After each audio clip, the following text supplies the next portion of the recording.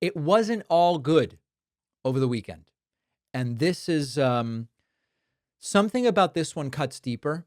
And I don't know if it's like the fake cop uniform or the manifesto they found in the trunk or the names on the list like Minnesota Governor Tim Walz and others. But what happened in Minnesota over the weekend was not random.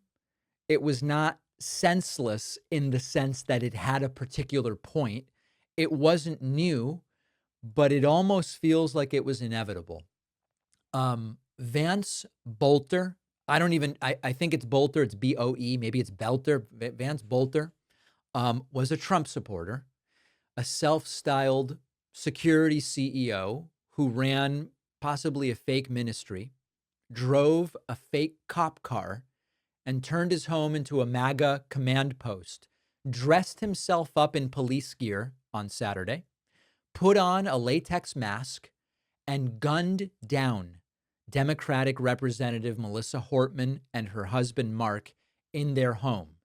Hours earlier on the same day, he shot Senator John Hoffman and his wife, Yvette, multiple bullets, but by sheer luck, they survived. The killer left behind a list of dozens of names: abortion providers, elected Democrats, community leaders, healthcare workers. These were not symbolic targets. These were specific people with addresses, and he wanted to assassinate Democrats one person at a time. And this was not some rogue lunatic detached from political reality. He was living in the political reality that Republicans built: anti-abortion, evangelical, obsessed with Trump. Now, his roommate was interviewed, and his roommate said that he would watch MAGA content all the time. He would rant and rave about abortion. He was the right immediately rushed to paint him as some left-wing plant. Maybe it's a false flag or this is some liberal. But it turns out that sometimes if it looks like a duck and it walks like a duck and it smells like a duck and it sounds like a duck, it's a duck. And here is his roommate saying this was exactly what it looked like. This was a MAGA-Patamian with a Bible, a gun, and a list. And let's take a listen to this. Talk about his politics a little bit. I know that you had some discussions. I just wanted to talk. Well, everyone's calling him a Democrat. He's not a Democrat. He would be offended if people called him a Democrat.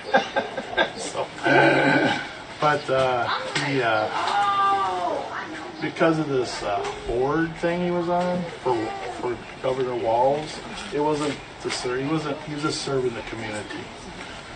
But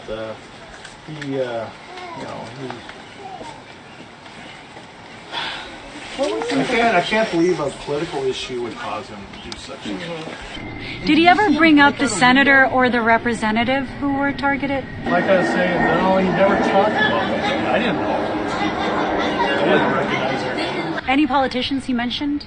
Well, gee, he mentioned Nancy Pelosi. He didn't like Jim Walz. Tim Walz? Didn't like Jim Biden. But Tim Walz? What would you say about him? well, I mean, nothing. It's just normal. Well, I don't like this that Tim Walz did this. I don't like that they did that. Did he mention the protests that were planned for He yesterday? never mentioned the protest. What do you make of everything that's happened here and the fact Maybe that I mentioned it to him, but I don't think he mentioned anything about it. What would you tell him? I would tell him to surrender himself so he could be taken alive. Because Well, ultimately he was. And we're going to talk about that. But it's really important to understand that this is stochastic terrorism. This is what we're talking about. This is a system that statistically will lead to some number of these outcomes. You know, you get these Republican leaders talking every day about tyranny and baby killers, and Democrats are trying to destroy America. And they tell millions of people that elections are stolen, that real Americans need to fight back. And then somebody does. And then they go, oh, he was crazy. And then they move on to sending more fundraising emails that inflame using the exact same language. Okay. We saw here, Melissa Hortman wasn't just a legislator. She was the Speaker of the House in Minnesota. She led protests to protect, or led efforts rather, to protect abortion rights and pass climate legislation and expand worker protections. And she was assassinated. Hoffman nearly died. John Hoffman nearly died. He didn't. Thank goodness. He didn't die. And the most chilling part of this is that the police said they only found Bolter because they randomly checked on the Hortmans after responding to the first shooting.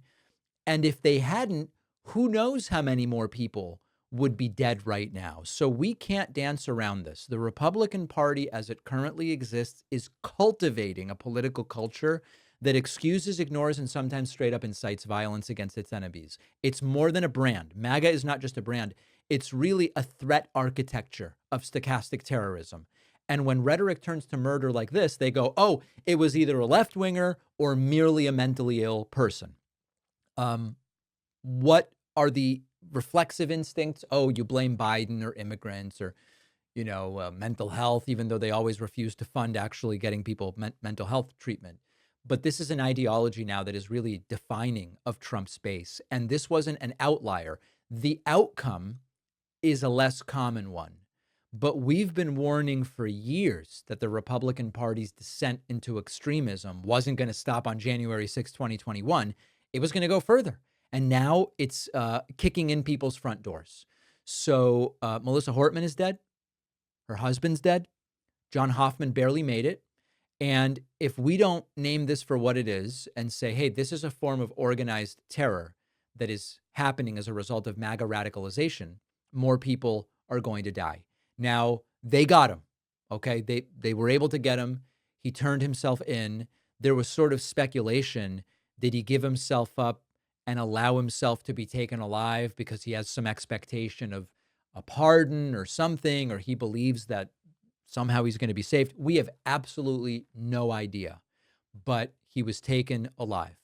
And so where we now land is when a sitting president radicalizes his base and then followers kill for the cause, and then half the country is reacting like nothing really happened here and maybe this guy was a left-winger or something like that. What do we do? What do we call that? What is the next step? It certainly doesn't feel or sound like democracy. That's for sure. And if we continue to sort of allow part of the country to resist calling this what it is, it's hard to imagine that we're going to root it out. So let me know your thoughts, your reaction to this disgusting, politically motivated MAGA terrorist assassination. You can write to info@davidpakman.com. Every time we call out Donald Trump's authoritarianism, the right calls it media hysteria. But I want to remind you that Trump admits he's looking for ways to defy the Constitution and maybe even pursue another term. Now, if you don't know the bias behind your news, you might believe, oh, Trump's just teasing us. There's nothing here. Go to ground.news/Pakman and see how media bias influences more than your perception from Trump's policy and ability to understand and undermine constitutional norms. I've been with Ground News for years now because this is what they do. They expose the hidden agendas behind reporting sources and make it easy to compare coverage and understand critical issues. Even better, if I'm reading a story on another site, the Ground News browser extension will flag the source's political bias and give me other reports on the same story so I can verify the information. My viewers get 40% off the same unlimited Vantage plan that I use, so you get their top tier plan for just $5 a month. Go to ground.news/Pakman. The link is in the description, or scan the QR code.